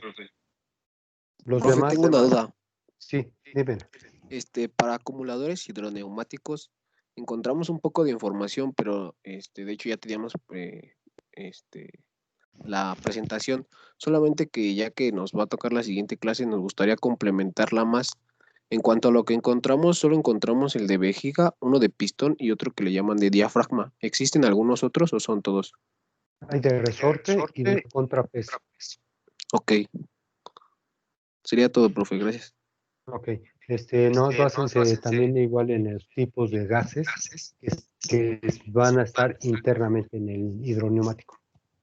Ok, muchas gracias, profe. Porque el profesor ya es bien preguntón, entonces ya sabe. Sí, ¿Vale? porque igual por lo que entendí, el litro del neumático utiliza un gas y un líquido y lo separa alguno de estos mecanismos que hay, ¿no? Ujú. Bueno, También vean la pues, parte de mantenimiento. sí, profe, gracias. Vale. ¿Alguien más? ¿Alguna otra pregunta?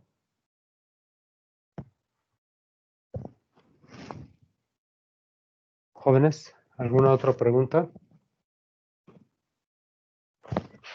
Bueno, si no hay, ¿no? Bueno, perfecto. Bueno, entonces nos estamos viendo para la siguiente clase. Hagan todo lo posible por la seguridad, no vayan a salir y si salen con todos los medios posibles, por favor. Que tengan muy bonito fin de semana. Cuídense mucho. Igualmente, profe. Gracias, profe. Hasta Hasta luego, luego, profesor, profe. igualmente. Hasta luego. Hasta luego, profe. Hasta luego. Hasta luego, profe. Hasta luego, cuídense mucho.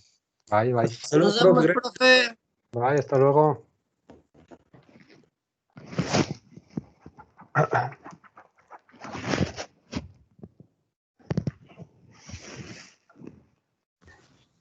¿Pasó lista, profe? Sí, porque hago capturas de pantalla y ahí es No, donde ya paso la lista. es que entré un poco tarde porque me trasladé al trabajo. Sí. De todos modos, ya ahorita hice una última impresión de pantalla y ahí ya te estoy viendo. Ok, gracias, profe. Tengan un excelente ¿Sale? fin de semana. Sí, mano, tú también, cuídate mucho. Gracias. Profe, Sí, dime. habla Christopher Nogaray. No me ha agregado al grupo de las clases de Teams. Ah, ok. No sé, porque como que estaba mal tu correo, pero ahorita lo vuelvo a reintentar y ya te hago una observación en Blackboard. Ok, ¿Sí? pero Si se entonces, puede, ya no te pongo, ya estás agregado. Y si no, entonces te pongo el motivo, el por qué no se ha agregado. ok, está bien, profe. ¿Sale? Cuídate. Hasta luego. Bye, bye.